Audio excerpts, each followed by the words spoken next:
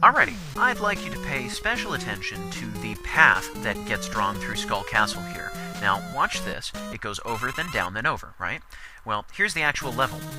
It's a room. False advertising, I tell you. Nonetheless, it is boss battle time. Gauntlet of all the 8 robot masters all over again.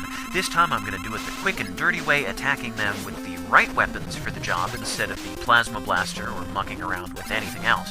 Well, they will fall considerably faster than before. And they leave behind health power-ups. Very nice, very considerate, because in the original Mega Man, the boss battle gauntlet there, they gave you nothing. And they didn't even give you a break between them. No, this is much nicer, but it's still difficult. Now, quick boomerangs do work against Bubble Man, and you'll see that the boomerang action is pretty effective. They loop back on him as he swims into them. Now, I'm still getting hit a little bit, and I promise you this won't be quite as polished as some of the other stages that I've done, but it's closer to my normal level of playing.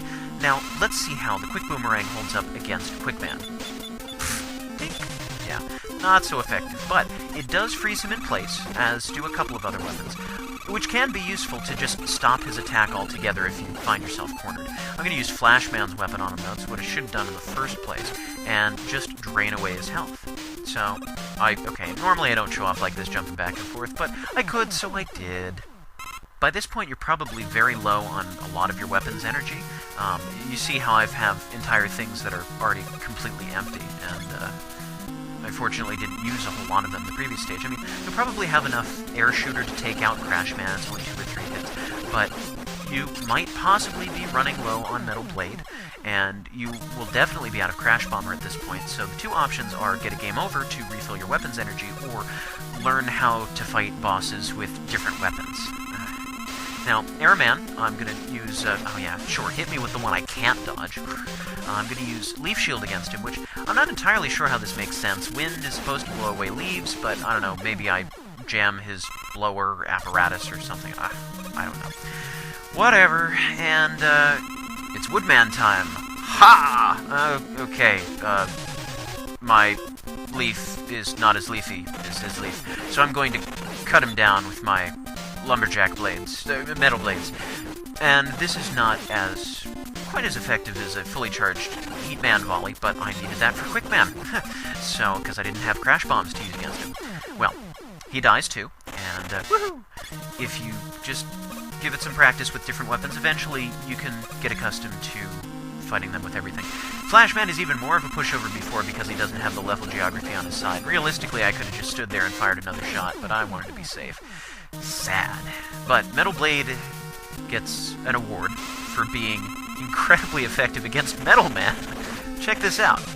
2 hits, and he's killed by his own weapon. Don't dish it out if you can't take it, Metal Man. Boom!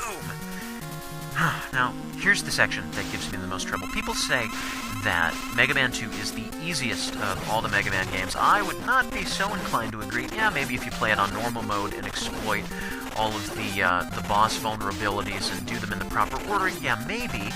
But this boss battle here, not this section, because this one's fairly easy, but this second half with the bouncing energy balls, I cannot seem to dodge them.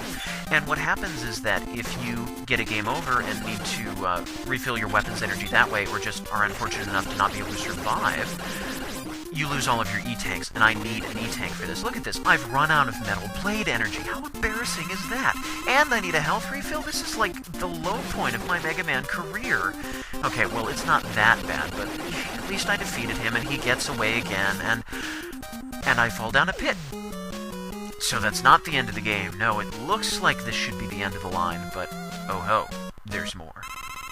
Yep, one final level. Without any music whatsoever, so I guess I'll just need to talk to fill the time. Something different, right? And just because, once again, I can, I'm going to toss out all of the weapons that I have, just waste as much weapon energy as I possibly can muster. Because you need something to look at, right? And at this point, I'm just goofing off. I can get to the boss, no problem. This is not really much of a challenge once you know what to do. It's lava dripping from the ceiling, and you could time your jumps, or you could time your passage through there, wait for them to drop, and then run after, but it's easier to just start running from the get-go. And then you'll You'll make it past all of them before they have a chance to hit you. Yeah, I have no reason to use item 3 there. It's bouncing. It's cute. I said it before, it's cute. But we're never going to see item 3 again, and that makes me sad. I want my little buddy to have as much airtime as I can... What? Dr. Wily's an alien? When did that happen? That... Whoa, so weird. So not helpful. Come back. Okay. It's official. You heard it here first. Dr. Wily is an alien. I think we all knew this from the beginning. I mean, really, who didn't see this coming? The crazy hair, the robots made out of wood. I mean, no human being would do that. And of course, because he's an alien, we know that aliens are allergic to water. So that's why we're using bubbles on him. Most effective weapon. The only effective weapon, really. At least they didn't try and make you use Crash Bomber on him. That would have been tragic.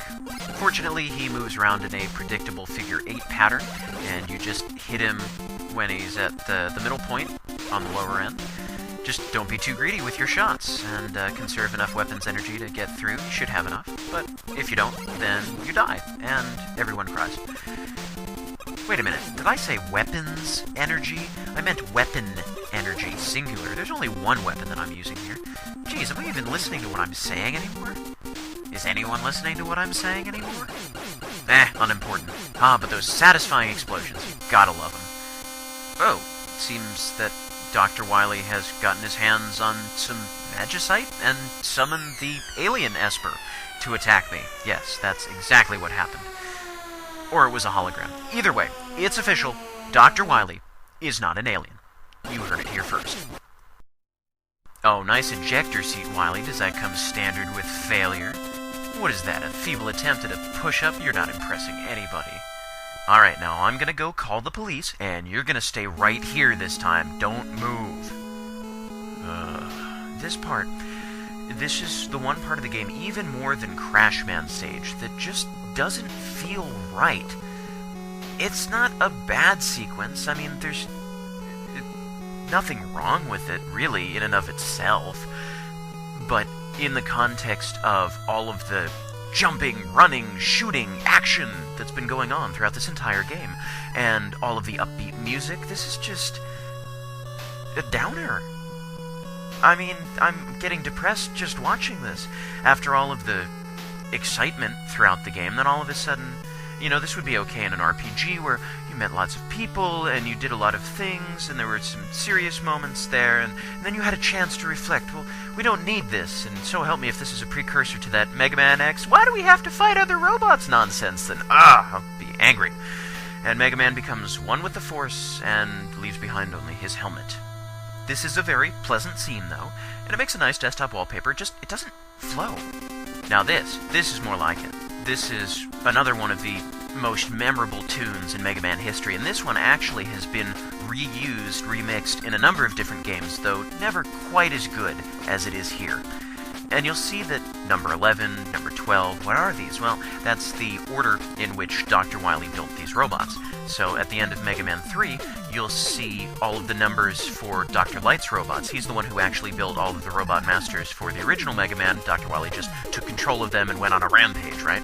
So you'll see the order for them, and actually basically all of the robots in the Mega Man series have some number attached to them. So if you're really bored and want to switch things up someday, take a look at the order in which they were built, and then attack them in that order from the stage select screen. So you'd go to number 9, Metal Man, then 10, Air Man, 11, Bubble Man, 12, Quick Man, in that order, and see how you fare.